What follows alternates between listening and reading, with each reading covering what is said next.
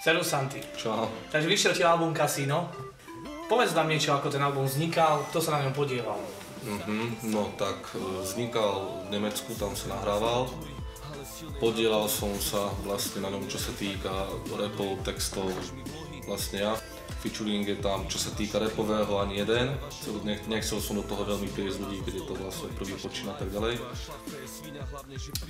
Beaty dodal jeden chalan z Trenčína, Palio, vlastne všetky. Čiže beaty boli od neho. Mastroval sa v Čechách, v Prahe v Rooftop štúdiu. K albumu vyšiel už aj prvý klip, volá sa Život. Áno. Prečo práve tento song? Prečo práve tento klip? Prečo si ho vytipoval vlastne, ako prvý? No, vytipoval som si ho preto, lebo ja si osobne myslím, aj celkovo má taký feeling, že je tak iný ako tie ostatné tracky.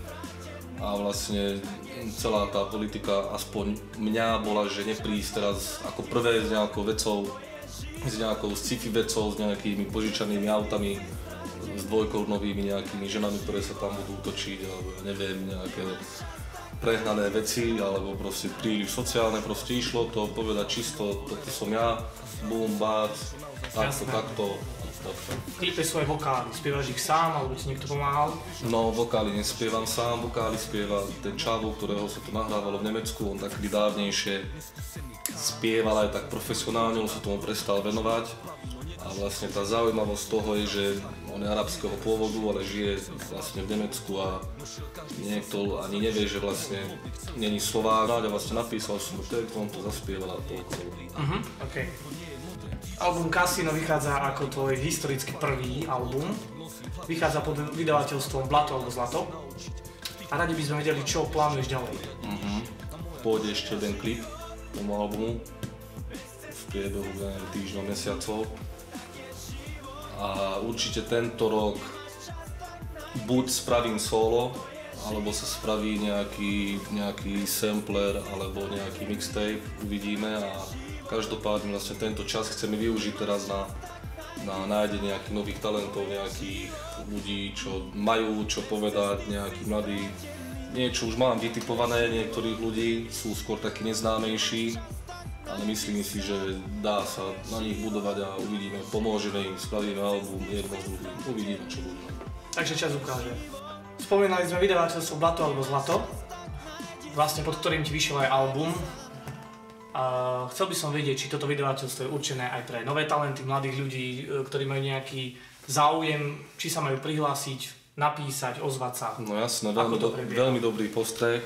Týmto by som chcel všetkým mladým, nádejným ľuďom, raperom, spevákom, DJom, producentom vlastne povedať, že kto má v tomto nejaký smer, alebo chcel by to robiť, alebo nevie sa k tomu nejak ďalej prepracovať, kľudne nech posielajú svoje nahrávky, ja neviem, sety, demá, speváci svoje nahrávky na www.santi.sk, tam nájdu maily, pekne si pozrú, pošlú, vypočujeme si a ozvieme sa, keď to bude OK, bude spolupráca, možno aj album, jedno s druhým, fakt záleží to od nich, proste buď to bude OK a môže ísť tú celú cestu s nami, alebo proste to nebude OK a zostane to pri tej jednej pesničke, žiadna nejaká súťaž ako to hlúposti. Čiže nabrať odvahu a nech sa ľudia Blato alebo Zlato, buď všetko alebo nič. Presne tak, ďakujem pekne.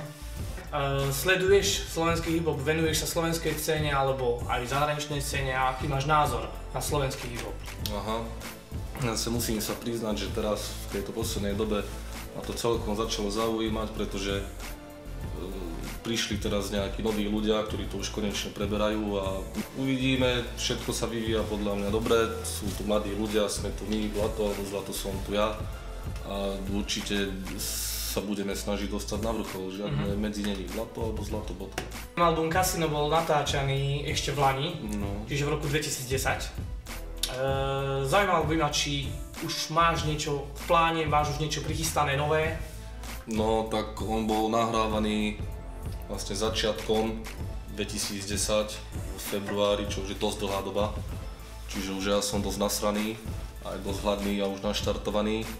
No už sú už nové podmazy, nové koncepty, niektoré tracky sú už hotové. Pesnička s jedným zahraničným interpretom, ktorého ešte nechcem spomínať, ale bude to dosť zaujímavý, si myslím, host a bude to pecka. V pesničke Južný blok máš použité slova v textoch ako drogy, nezamestnanosť, chudoba, špina, proste všetko zlé. No. Myslíš si, že je to naozaj tak reálne, ako to píšeš v tom texte v našom meste alebo celkovo na Slovensku? No tak u nás je to na 120% reálne a pomaly už je na celom Slovensku, ale myslím si, že momentálne je to takmer všade. Tam je Egypt, tam je, ja neviem čo, Grécko, Riť, neviem ešte to každý. Nezamestnanosť je obrovská, ľudí neviem, prachy sú nasratí, každý sa babky zabíjajú za 20 korún, chlapci dealujú drogy, aby mali vôbec, ja neviem, z čoho si kúpiť kolu, alebo robia LPčko na ulici. Takže to, čo sa tu deje, čo žijeme, to repujem. Keby som žil, ja neviem, niekde na malých divách, alebo neviem kde, tak repujem o tom, ako si fajčím a plávam s Arielou Morskou malou pannou. S morskými pánami, jasné, dobre. Dobre, ďakujem za rozhovor, ja ti prajem veľa zdaru a nech sa ti darí. Díky, ja. Čau. Čau.